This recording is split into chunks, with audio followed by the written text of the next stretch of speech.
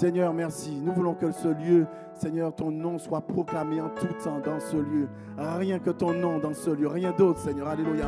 Non pas à nous, Seigneur, de nos gloires, mais à ton nom seul de nos gloires ici. Alléluia. Et dans nos vies. Alléluia. Oh, que ton nom résonne en ce lieu. Fais-le comme une prière ce matin. Alléluia. Alléluia, Jésus. Jésus. Alléluia. Oh, Jésus. Répands sur nous ton esprit. Répands sur nous ton esprit ce matin, Jésus. Alléluia. Alors que nous proclamons ton nom ce matin, répands sur nous ton esprit. Jésus. Que ton nom. Que ton nom résonne en ce lieu. Et que ton nom résonne en ce lieu. Fais-le résonner sur ta vie. Que ton nom résonne en ce lieu. Jésus, que ton nom résonne en ce lieu. Proclamons-le une autre fois. Que ton nom résonne en ce lieu, Jésus. Et que ton nom résonne en ce lieu. Le nom de Jésus résonne. Que ton nom résonne en ce lieu. Jésus, que ton nom résonne en ce lieu. Que les murs tremblent au son de nos louanges, alors que nos voix s'unissent à celles des anges. Répands sur nous ton esprit, ta puissance, oh Jésus.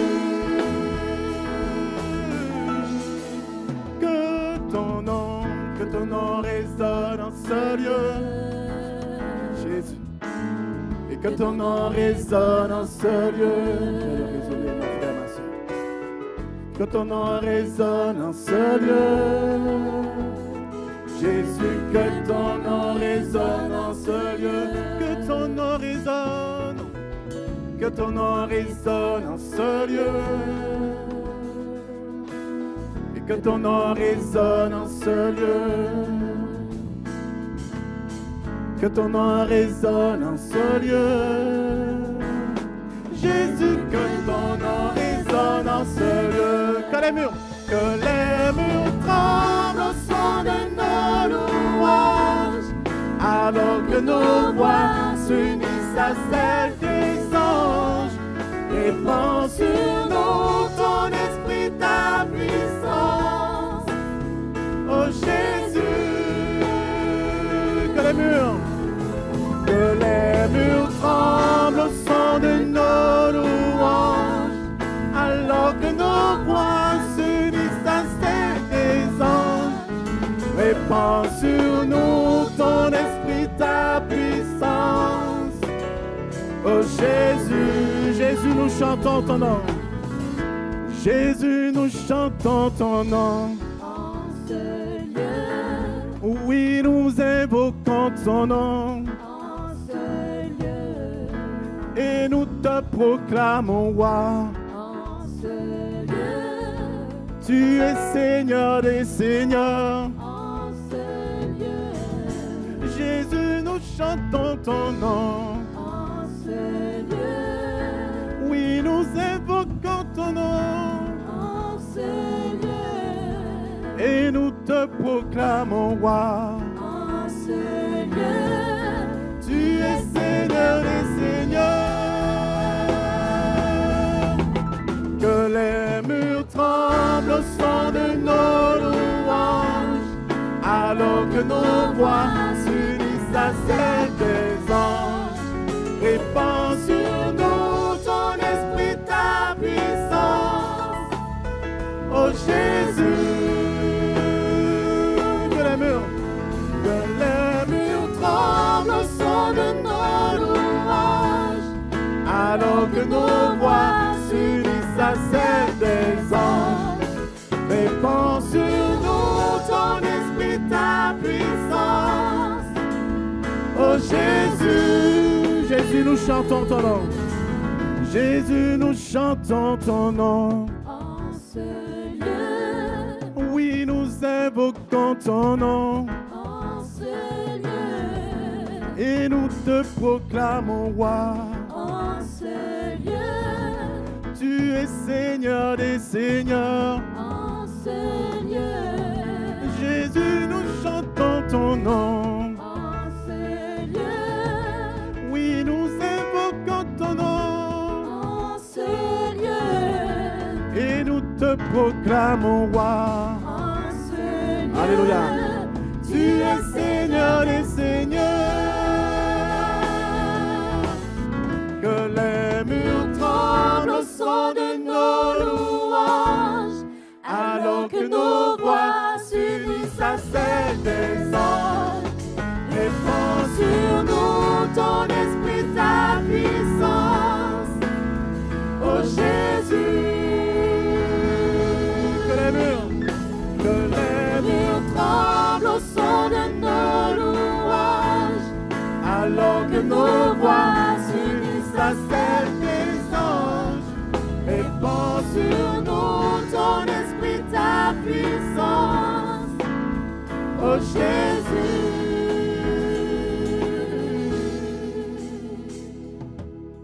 Que ton nom résonne en ce lieu. Que ton nom résonne en ce lieu. Que ton nom résonne en ce lieu. Jésus, que ton nom résonne en ce lieu. Une dernière fois, que ton nom. Que ton nom résonne en ce lieu. Et que ton nom résonne en ce lieu. Que ton nom résonne en ce lieu. Jésus, que ton nom résonne en ce lieu. Bien sûr, vous attendez à ce que je vous apporte un message concernant ces temps dans lesquels nous sommes. C'est vrai qu'à la fin de chaque année, nous faisons une rétrospective de ce qui se passe dans le monde, aussi ce qui s'est passé dans notre vie.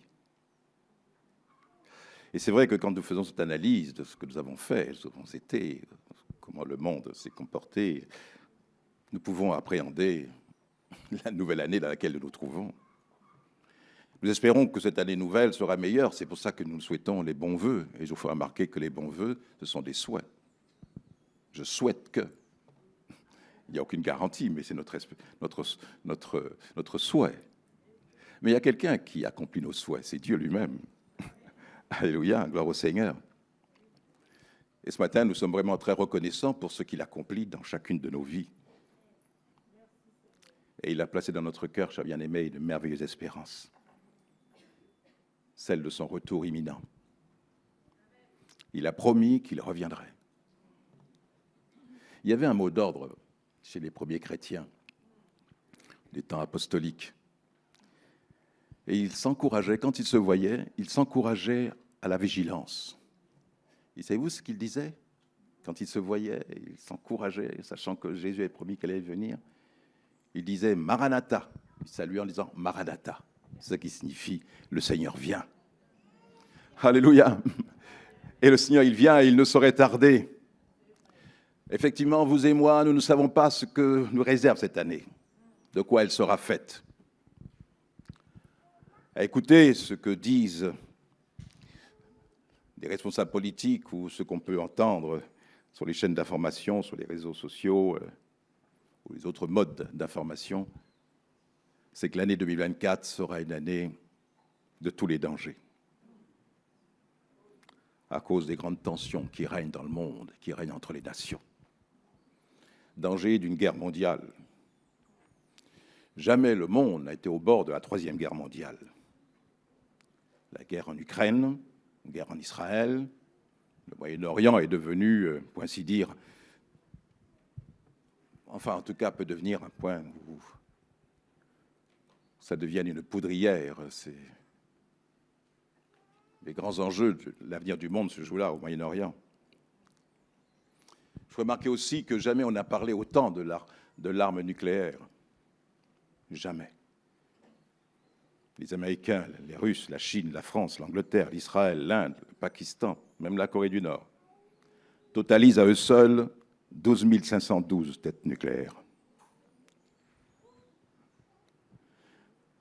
C'est aussi le danger du réchauffement climatique avec des conséquences catastrophiques, cyclones, tornades, tempêtes, inondations. Et nous en sommes encore aujourd'hui, quand nous voyons ce qui se passe dans le Pas-de-Calais, il y a toutes sortes d'inondations. Et tout le monde dit que c'est quelque chose qu'on n'avait jamais vu. Nous sommes vraiment dans un danger, le monde est dans un danger vraiment terrible concernant le réchauffement climatique. Et les choses ne vont pas s'arranger. Nous craignons aussi qu'une épidémie, qu'une nouvelle épidémie devienne une pandémie dans le monde entier. Nous ne sommes pas à l'abri de tout cela. Il y a aussi des tremblements de terre. Aussi, j'ai noté aussi les dangers dus à la pollution. Savez-vous que la pollution est responsable de 9 millions de morts chaque année dans le monde? Selon une étude, les polluants de l'air, de l'eau et des sols causent 3 fois plus de morts que le sida, la tuberculose et le paludisme. Alors, je ne suis pas là pour faire l'état de tous ces éléments, tous ces sinistres. Ce n'est pas là le but de ce matin. Hein. Mais de comprendre dans quel monde nous vivons. Quelle est la situation morale, spirituelle, économique, politique, dans lequel le monde se trouve. Et c'est vrai qu'en faisant l'étalage de tous ces signes, de tous ces éléments destructeurs, nous pouvons éprouver une certaine inquiétude. Nous pouvons éprouver la tristesse et une grande crainte. On peut être inquiet, peut-être même désespéré. Est-ce que nous, en tant que chrétiens, quelle doit être notre attitude ? Devons-nous nous faire une raison toute simple, que les temps seront encore plus difficiles et qu'il n'y a rien à faire? C'est vrai que l'apôtre Paul a annoncé que dans les derniers jours, il y aurait des temps difficiles. Nous le savons. Notre pays, la Guyane, n'est pas épargné par la montée de la violence, de la drogue, de la criminalité et de l'insécurité. Alors, je vous pose la question. Quelle doit être notre réaction? Y a-t-il quelque chose à faire? Dieu a-t-il son mot à dire? Est-ce que l'Église a quelque chose à faire? Est-ce que vous et moi, nous avons quelque chose à faire, à accomplir? Est-ce que nous disons, nous sommes démunis par ces forces destructrices qui s'imposent et détruisent notre jeunesse, détruisent les couples, détruisent les familles? Il y a une force puissante, une force de destruction, des puissances de destruction qui règnent dans le monde. C'est la puissance des ténèbres qui règne et qui pousse les hommes à s'entretuer. La Bible dit qu'au temps de Noé, le cœur des hommes se tournait uniquement vers le mal. Il y avait de la violence, de l'immoralité, de l'injustice. Et une telle violence que Dieu fut obligé d'éradiquer cette population qui vivait à cette époque et sur toute la terre, connue d'alors. Et seulement 8 personnes furent sauvées.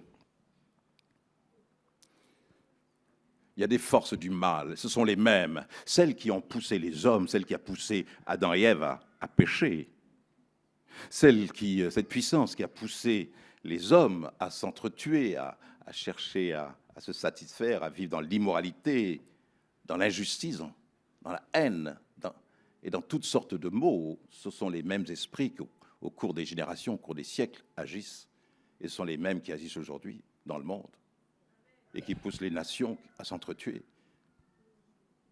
qui amènent la guerre, qui amènent toutes sortes de catastrophes. Dieu s'en sert aussi de ces choses-là, il se sert aussi de tous ces sinistres pour nous interpeller. Alors que devons-nous faire, nous, en tant que chrétiens, enfants de Dieu? Qu'est-ce que Dieu attend de chacun d'entre nous? Devons-nous rester passifs, attendre tranquillement l'enlèvement de l'Église? Ou bien avons-nous une mission à accomplir? Dieu nous a fait une merveilleuse promesse, et je vais m'y arrêter un instant, si vous voulez bien. Dans ces temps difficiles, dans celles que je viens de vous évoquer succinctement, parce que nous pouvions rentrer de manière très précise à la lumière des Saintes Écritures concernant la fin des temps, mais ce n'est pas le but de ce matin. Mais ces temps sont vraiment difficiles. Ce sont les temps de la fin. Et Dieu veut que chacun d'entre nous, nous puissions saisir l'importance de cette promesse et de ce que Dieu attend de nous et ce que Dieu veut faire de nous. Dieu veut que tu sois utile dans ta génération et dans ce temps dans lequel tu vis et que nous vivons. Que dit-il dans Actes chapitre 2, versets 17 à 18. En réalité, c'est une promesse qui vient de Joël, chapitre 2, verset 38. Mais c'est l'apôtre Pierre qui va nous rappeler que le jour de la Pentecôte, le Saint-Esprit est venu, il est descendu sur les 120 personnes qui étaient présentes. La Bible nous dit qu'ils furent tous remplis dans le Saint-Esprit. Il y a eu un tel mouvement puissant, une telle action puissante du Saint-Esprit que tous ceux qui étaient présents à Jérusalem, tous les pèlerins qui étaient là dans ce jour de fête de la Pentecôte, entendirent le bruit dans toute la ville, les vinrent vers ce lieu qui devait certainement être assez large, en tout cas, pour que tout ce monde vienne et écoute et se pose la question, mais qu'est-ce qui se passe ? Qu'est-ce qui se passe ? Et c'est alors que l'apôtre Pierre prendra la parole, animé de l'Esprit de Dieu, dont il venait d'être revêtu de cette puissance du Saint-Esprit. Il dit ceci à cet auditoire, il leur dit, dans les derniers jours, dit Dieu, je répandrai de mon esprit sur toute chair. Écoutez bien ce que Dieu dit, écoutez bien ce que dit l'apôtre. Il dit, dans les derniers jours, dit Dieu, et il cite un passage du prophète Joël. Dans les derniers jours, dit Dieu, je répandrai de mon esprit sur toute chair. Vos fils et vos filles prophétiseront, vos jeunes gens auront des visions et vos vieillards auront des songes. Oui, sur mes serviteurs et sur mes servantes, dans ces jours-là, je répandrai de mon esprit et ils prophétiseront. Ainsi, Pierre, en apportant cette prophétie du prophète Joël, dit ceci, il affirme que l'effusion du Saint-Esprit est le commencement des derniers jours.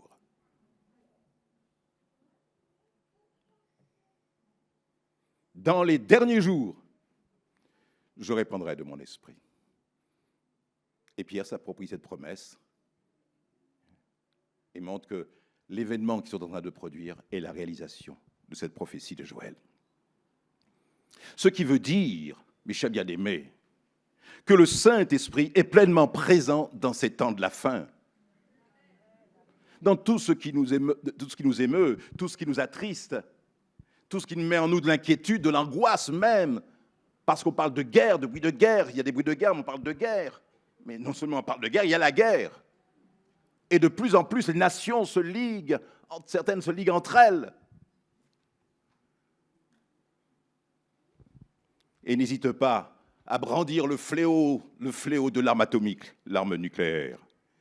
Eh bien, mes amis, le regard que j'ai n'est pas simplement le regard sur ce qui se passe dans le monde, mais mon regard est sur ce que Dieu fait, ce que Dieu est et ce que Dieu accomplit. Mon regard est sur le Saint-Esprit qui est pleinement présent dans ces derniers jours.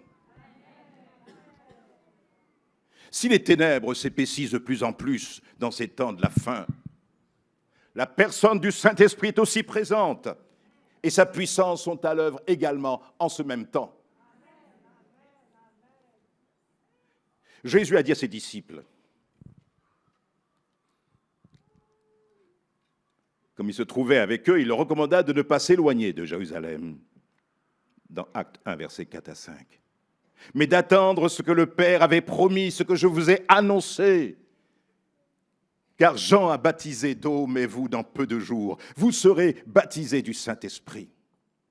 Dans Actes 1, 8, il dit ceci. Mais vous recevrez une puissance, le Saint-Esprit survenant sur vous, et vous serez mes témoins à Jérusalem, dans toute la Judée, dans la Samarie, et jusqu'aux extrémités de la terre. Alléluia. Vous savez ce que Dieu veut? Dieu veut que l'on soit conscient, que l'Église soit consciente, que nous soyons conscients de l'importance, de la présence du Saint-Esprit dans les derniers temps. Alléluia. Lorsque Jésus a annoncé à ses disciples qu'il repartait vers son Père, les disciples furent profondément attristés. Mais Jésus leur a dit ceci pour les rassurer. Dans Jean 16, verset 7, « Je vous le dis en vérité, je vous dis la vérité, il vous est avantageux que je m'en aille, car si je ne m'en vais pas, le Consolateur ne viendra pas vers vous. Mais si je m'en vais, je vous l'enverrai. » Jésus a promis que quelqu'un d'autre allait venir un autre consolateur, une autre personne, le Saint-Esprit. Non pas une puissance allait venir, mais une personne qui donne de la puissance et qui est puissant. Alléluia. Et lorsque Jésus leur a dit, c'est pour ça qu'il leur a dit ensuite, vous recevrez le Saint-Esprit, il viendra, il vous communiquera ce que j'ai. Il vous accompagnera, il vous dirigera, il vous consolera, il vous rappellera ce que je vous ai dit. Le Saint-Esprit est une personne. Et une personne qui est là à nos côtés pour nous aider, nous aider à faire la volonté de Dieu et à accomplir la mission pour laquelle nous sommes encore ici, sur cette terre. Nous ne pouvons pas, et absolument pas par nous-mêmes, faire l'œuvre de Dieu sans l'action puissante de la personne du Saint-Esprit. L'Église n'avancera pas, il n'y aura aucun réveil, aucun mouvement de repentance dans la population et parmi donc ceux qui sont autour de nous, dans nos villes, s'il n'y a pas une action puissante du Saint-Esprit, si nous ne croyons pas en la puissance de la personne du Saint-Esprit. Et Jésus dit, il sera avec vous et il sera même en vous. Ce n'est pas une personne qui sera à l'extérieur de nous, mais il sera en nous. Il est en nous. Oh, gloire à Dieu, parce que nous sommes puissants. Et cette puissance ne vient pas de nous, mais elle vient du Seigneur qui est en nous par son esprit. C'est une réalité. Il ne faut pas se laisser entraîner par les mensonges du diable en nous faisant croire que Dieu n'agit pas autant qu'il agissait à l'époque des apôtres, au temps apostolique, comme si le Saint-Esprit avait baissé les bras par rapport à tout ce qui se passe dans le monde et comme s'il n'était plus agissant ou par-ci, par-là, quelques effets, quelques effusions, par-ci, par-là. Non, mes amis, il est aussi présent aujourd'hui dans cette salle et dans ce lieu qu'il était le jour de la Pentecôte. Alléluia. Jésus a dit, vous recevrez une puissance. Et les disciples furent revêtus de quoi? De la puissance du Saint-Esprit. Et voyez le résultat. Suite à la prédication de Pierre, ce jour de la Pentecôte, rempli du Saint-Esprit, il ouvrit, je peux dire qu'il a ouvert la fenêtre. Non, je pense qu'il est peut-être descendu, ou peut-être qu'il s'est mis sur la fenêtre de la chambre haute pour avoir tout le monde. En tout cas, il est dit ceci, c'est qu'il a prêché la bonne nouvelle de Jésus-Christ. Et la Bible nous dit que 3000 personnes ce jour-là ont été convaincues. 3000 personnes sont données à Christ. 3000 personnes ont donné leur vie à Jésus-Christ. Est-ce que Jésus-Christ est une personne digne de confiance? Est-ce que Jésus-Christ apporte réellement ce qu'il dit à ceux qui s'appuient sur lui? Est-ce qu'il confirme sa parole? Est-ce que tout ce qu'il a permis que nous puissions avoir, la connaissance, enfin en tout cas les paroles qu'il nous a laissées dans ce livre qu'est la Bible, est-ce que toutes ces paroles sont vraies? Est-ce que Jésus peut changer des vies? Est-ce que Jésus peut encore guérir? Est-ce que Jésus peut encore faire des miracles? Est-ce que Jésus peut nous délivrer? Est-ce que Jésus peut contenter notre âme en nous apportant ce dont nous avons besoin, en nous donnant l'abondance, à nous donner notre pain quotidien? Est-ce qu'il peut toucher les cœurs de ceux qui sont les responsables politiques ou des responsables, administratifs? Toi qui as besoin de régularisation de ta situation? Est-ce qu'il peut infléchir les cœurs? Mais oui, il peut le faire. Il n'a pas changé, toujours le même. Depuis des générations, depuis près de 2000 ans, sa parole est annoncée dans le monde entier. Comme nous l'entendons ce matin, et à travers le monde. Et à travers le monde, la parole de Dieu, elle est agissante par la puissance de son Saint-Esprit. Il y avait une dynamique intense au milieu du peuple de Dieu, de l'Église, la première Église, de ces 120 qui étaient là. Il y a eu une action puissante. Le Saint-Esprit était tellement puissant qu'elle nous dit qu'il y a eu, à travers chacun d'entre eux, un élan extraordinaire, un élan d'affection, un élan d'amour pour Dieu, un élan pour la prière, un élan pour la parole de Dieu, un élan pour le partage entre les croyants. C'est ce que produisait le Saint-Esprit. Il est dit dans Actes 2, versets 44 à 47, tous ceux qui croyaient étaient dans le même lieu. Alléluia. Ils n'étaient pas disparates. Ils aimaient se retrouver ensemble. Lorsqu'on commence à ne plus aimer la présence de Dieu, ou plutôt la présence des frères et des sœurs, c'est qu'on n'est plus dans l'esprit de Dieu, dans l'esprit de Christ, qui est un esprit d'amour, de partage. Quand il nous faut nous tirer par là, c'est moi, mais oui, allez, prenons, disons, pas j'allais dire par la peau du cou, mais s'il faut nous tirer de force, s'il faut nous prendre par la main et nous obliger, allez, viens à l'église, viens, oh, j'ai pas envie, je pouvais rester couché, je pouvais dormir, etc. Mon pauvre, je te plains parce que Je te plains parce que si c'est quelque chose en toi, si tu n'as pas l'amour de Dieu dans ton cœur, si tu n'aimes pas te retrouver avec tes frères et tes sœurs, c'est qu'il y a un problème très grave. Car Jésus dit, on reconnaîtra, vous êtes mes disciples, parce que vous avez de l'amour les uns pour les autres.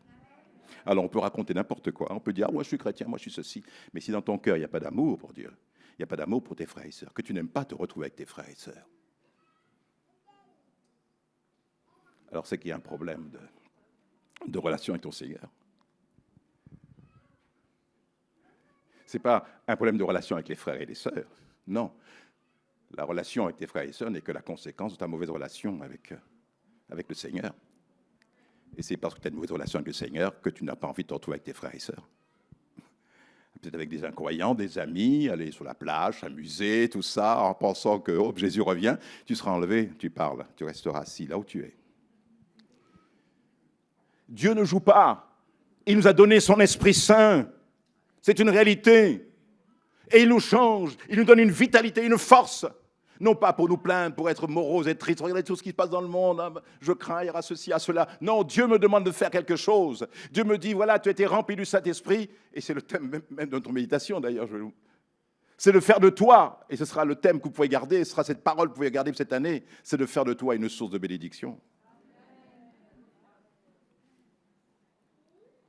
Il est dit que tous ceux qui croyaient étaient dans le même lieu, ils avaient tout en commun, ils vendaient leurs propriétés et leurs biens, ils en partageaient le produit entre tous selon les besoins de chacun. Ils ne se désintéressaient pas aux autres, mais chacun cherchait l'intérêt des autres, de l'autre. C'est ça la vie de l'esprit dans notre cœur. Ils étaient chaque jour tous ensemble, assidus. Où ça? Au temple. Ils étaient assidus. Oh, je pense qu'ils se bousculaient pour arriver au temple, pour être là, à la présence de Dieu. Parce qu'ils savaient que dans la maison de Dieu, lorsque les enfants de Dieu sont rassemblés, le Seigneur est là. Parce que quand vous ne venez pas non plus. Vous savez que Jésus est là, mais vous ne venez pas non plus parce qu'il est là. Vous ne venez pas. Vous devriez venir parce que sachant qu'il est présent. Lorsque 2 ou 3 s'assemblent en mon nom, je suis au milieu d'eux. Ils étaient tous assidus au temple parce qu'ils savaient que Jésus était là. Au milieu d'eux, il leur avait promis, lorsque 2 ou 3 d'entre vous se réuniront, je serai au milieu de vous. Quand tu viens dans la maison de Dieu, quand tu es assis au temple, tu viens à la rencontre de ton Seigneur. Et si tu ne viens pas, tu peux faire rester chez toi. Il y a des raisons valables, c'est sûr. Il y a certaines raisons qui font que, et vous comprenez quand même, vous êtes assez grand pour faire la différence. Mais ceux qui, en réalité, n'ont pas d'excuses, mais que simplement, certainement, pour des raisons de convenance, ou qui ne viennent pas, pour des raisons personnelles, parce que bon, il y a les amis, il y a ceci, il y a cela, il y a tellement de choses. On est tellement fatigué, on a tellement fait la fête la veille que le dimanche matin, on n'a pas envie de se lever.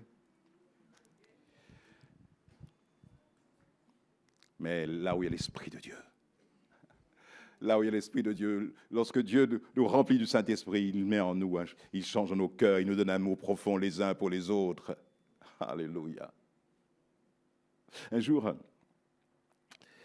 cet homme de Dieu, qui a été l'origine d'un très grand réveil, il s'appelle Evans Roberts, vous avez certainement entendu parler de lui. Et pendant 13 ans, il a recherché à être rempli dans le Saint-Esprit pour obtenir le don de l'Esprit. Et il s'est mis à prier. Et un soir, il y a un diacre qui lui a dit ceci. N'oubliez pas d'être toujours fidèle. Pensez un peu, si l'Esprit venait visiter l'Église et que vous soyez absent ce jour-là. Souvenez-vous de Thomas, quelle pertinence fut la sienne en ce premier dimanche de la résurrection. Parce que Thomas n'était pas là quand Jésus, le dimanche de la résurrection, il est venu. Jésus est apparu devant ses disciples et Thomas était absent. Il a compris donc ce jour-là, Evans Roberts, parce qu'il était résolu à obtenir absolument le don de l'Esprit, le baptême du Saint-Esprit. C'est qu'il n'a manqué aucune des réunions, sachant que le Saint-Esprit pouvait agir à n'importe quelle réunion, à n'importe quel moment, parce qu'il est là. Et chaque fois que l'on manque vraiment, on ne veut pas venir à la réunion, on n'en trouve pas le besoin, la nécessité, le désir, c'est grave, et c'est très grave. Eh bien, ça revient en fin de compte à cette cette déclaration du Seigneur à l'égard de l'église de Laodicée, ou plutôt, peut-être pas de Laodicée, mais d'Éphèse. Allons-y pour Éphèse. Où il est dit, ce que j'ai contre toi, c'est que tu as abandonné ton premier amour. Et Dieu dit, repens-toi, parce que sinon j'ôterai ton chandelier de sa place. Oh, que Dieu nous aide dans sa grâce. À être des chrétiens fidèles. Est-ce que nous n'attendons pas la fidélité de Dieu lorsque nous sommes éprouvés, nous avons besoin de son soutien? Nous disons, oh Dieu, mais tu es fidèle, tu as dit ceci, tu as dit cela, Seigneur. C'est ta fidélité qui me fait espérer la délivrance. Et pourquoi nous réclamons à Dieu, ou plutôt nous disons, Seigneur, nous proclamons sa fidélité, et nous savons que grâce à sa fidélité, nous pouvons être secourus, dirigés, conduits, etc. Et que nous ne soyons pas fidèles envers lui?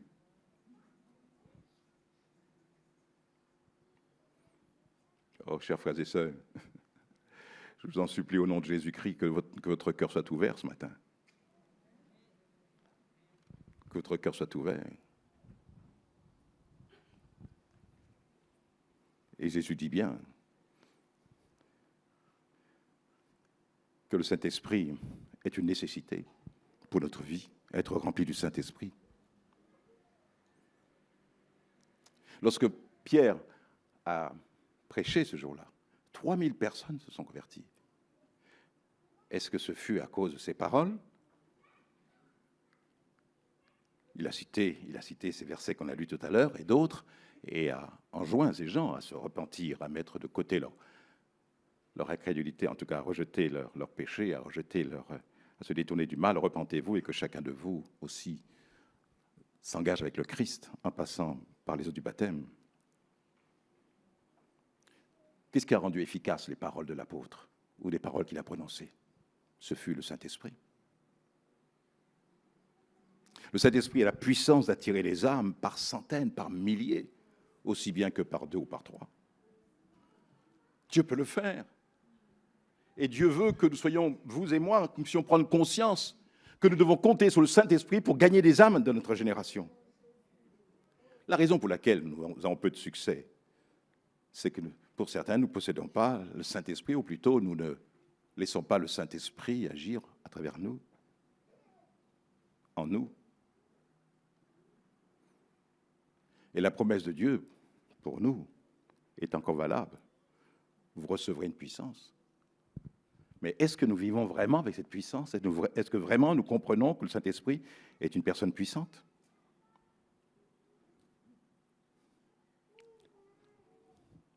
Je pense à Élisée. À Élisée, le successeur du prophète Élie. Oh, je bénis Dieu de ce que Dieu a permis qu'Élie ait un successeur. Pour pouvoir conduire le peuple dans les voies de Dieu, le peuple d'Israël, dont le cœur est si versatile. Et la Bible dira à Élie, j'ai trouvé un homme qui va te succéder. Tu vas oindre pour moi Élisée qui te succédera.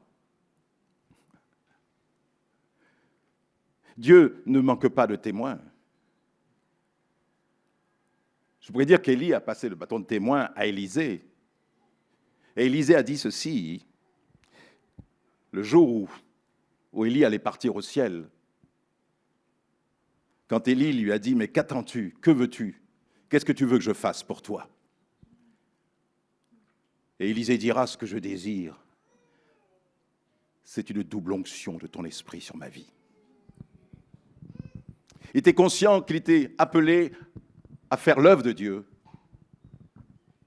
appelé à annoncer au peuple les voies divines, à ramener le cœur des pères, des enfants, à Dieu.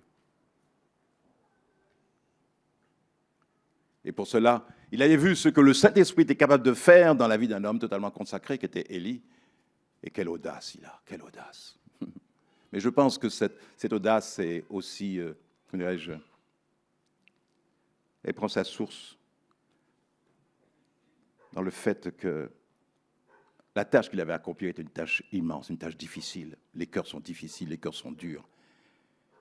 Et il disait, Seigneur, moi j'ai besoin encore d'une plus grande onction. Peut-être se voyait-il encore aussi plus faible que ne l'était Élie. Et conscient de sa faiblesse, il dit, Seigneur, mais donne-moi encore plus, ce que je veux, ça va être une double portion.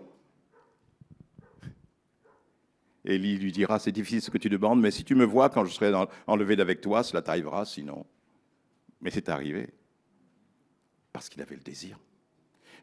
Jésus nous dit dans sa parole que si quelqu'un a soif, qu'il vienne à moi et qu'il boive, dans Jean 7, 38. Et des fleuves d'eau vive couleront de son cœur. Amen. Jésus a dit ceci, c'est que si nous croyons en lui, nous ferions les œuvres qu'il a faites. Est-ce que c'est vrai?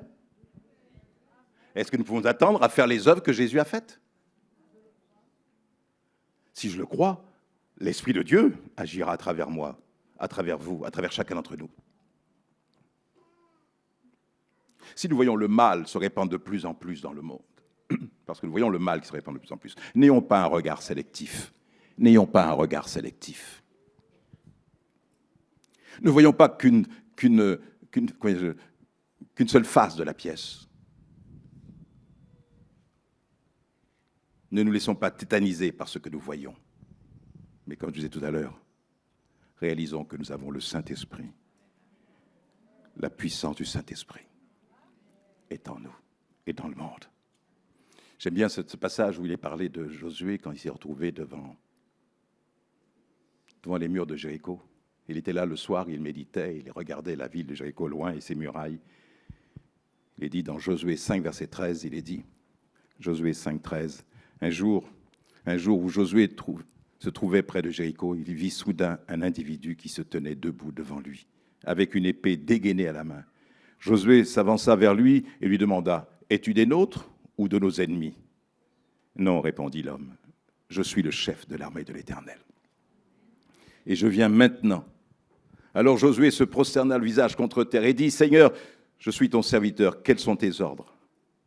Et le chef de l'armée de l'Éternel lui répondit, « Ôte tes sandales de tes pieds, car l'endroit où tu te tiens est un lieu saint. » Et Josué obéit, dans la version Bible du Semeur. Alléluia. Oh oui.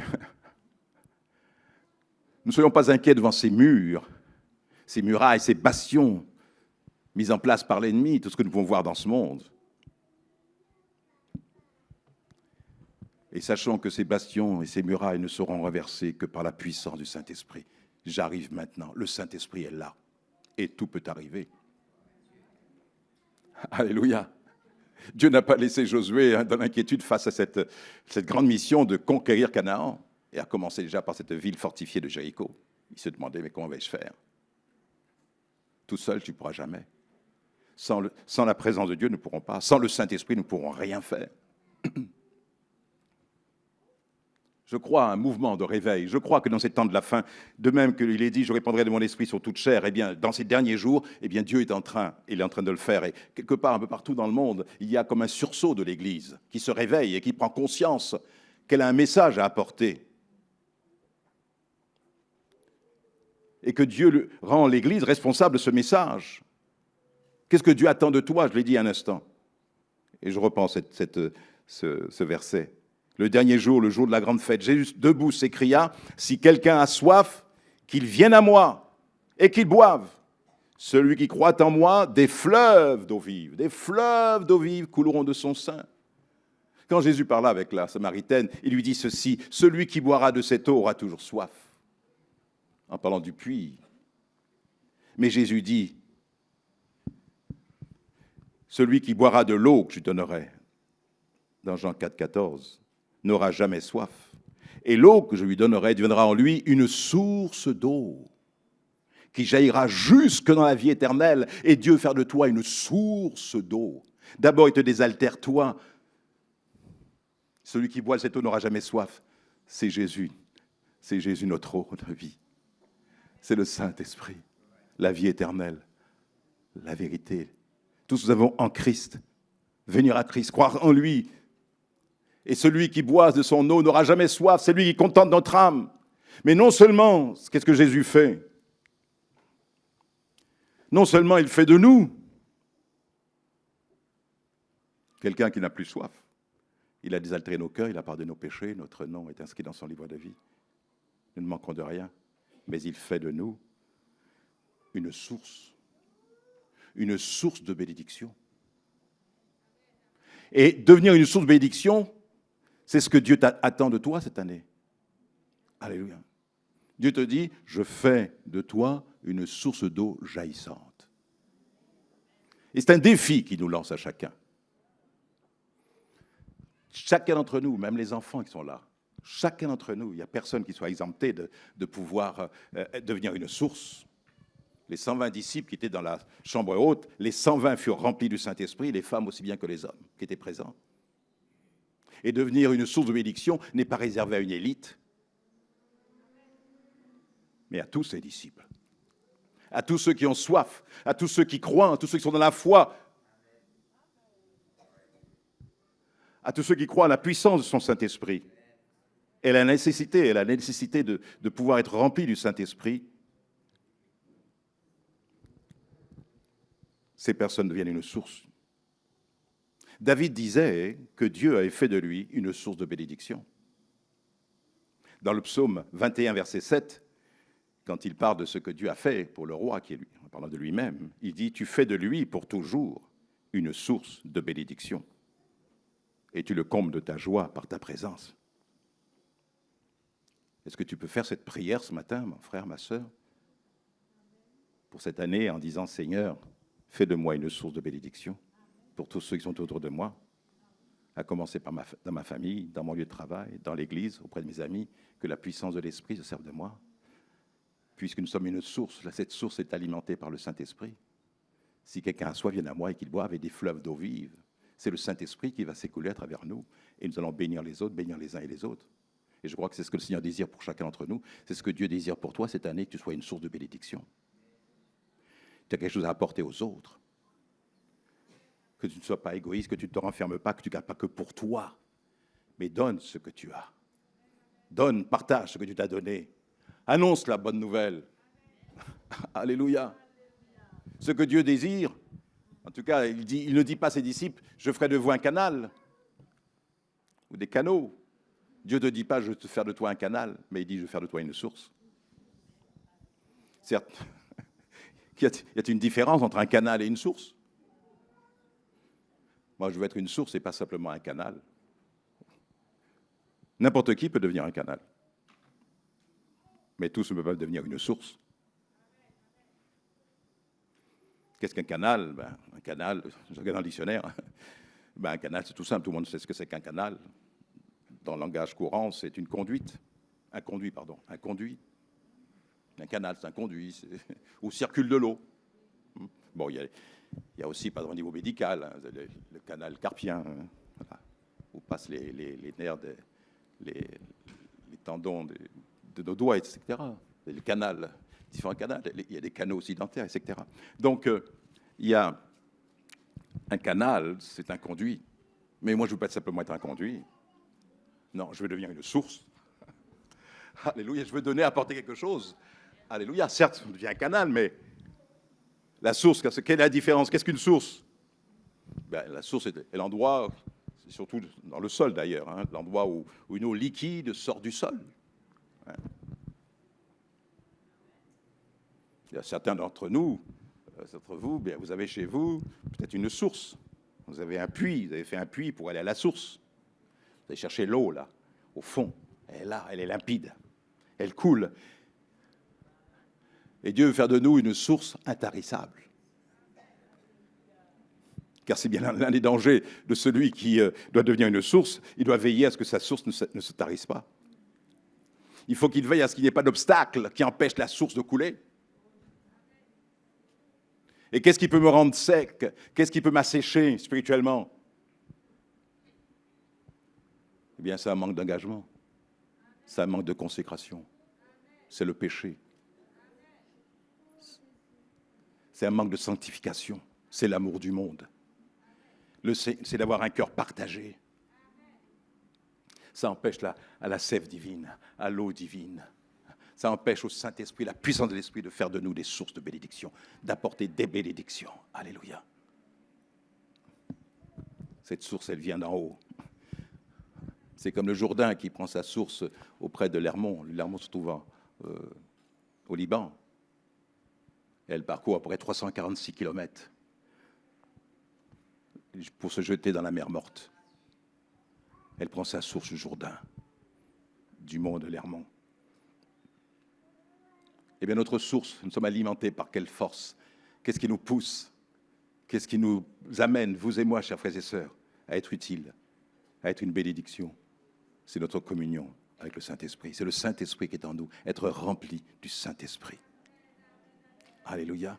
Et voyez les exemples que la Bible nous donne, des exemples tels qu'Abraham. Dieu dit à Abraham, je ferai de toi une source de bénédiction. Après qu'Abraham ait sacrifié, obéi au Seigneur qui lui demandait de sacrifier son fils, il a été jusqu'au bout. Et bien sûr, vous savez que Dieu l'a empêché de sacrifier son fils. Mais après avoir fait cela, Dieu lui a dit, je sais maintenant que tu m'aimes, je sais maintenant que tu es prêt à faire ma volonté. Eh bien, tu vas devenir une source de bénédiction. Je ferai de toi une source de bénédiction. Tu auras de l'influence. Et même les nations seront bénies en toi.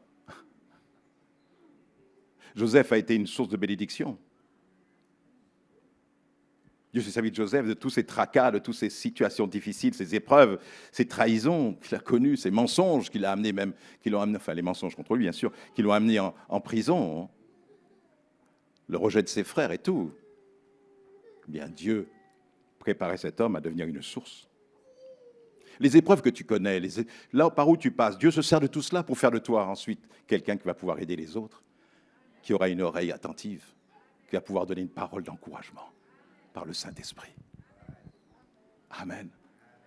Tu vas pouvoir, même un bonjour, peut-être prendre quelqu'un chez soi, de l'aider, de l'encourager.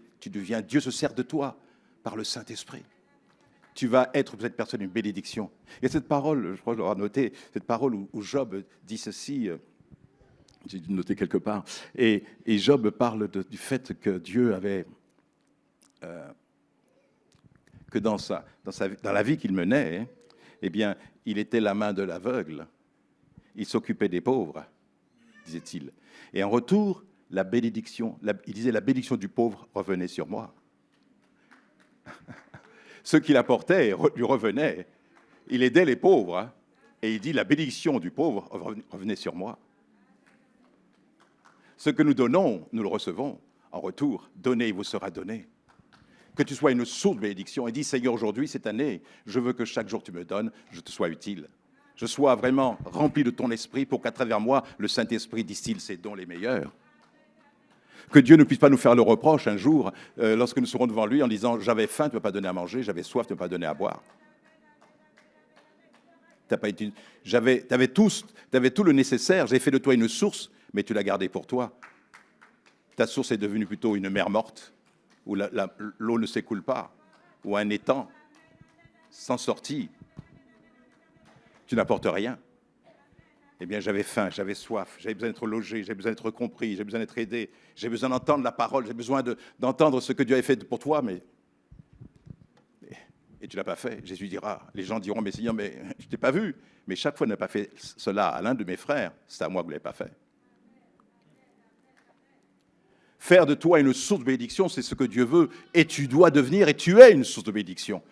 Et tu vas dire, Seigneur, moi je vais être rempli du Saint-Esprit. Alléluia. Et c'est ce qui est important. C'est pour ça que comment devenir une source? Eh bien simplement, Jésus a dit, si quelqu'un a soif, qu'il vienne à moi et qu'il boive. Et une relation avec le Seigneur. Alléluia. On ne peut donner que ce que l'on a reçu. Tu ne pourras jamais donner quelque chose que tu n'as pas reçu.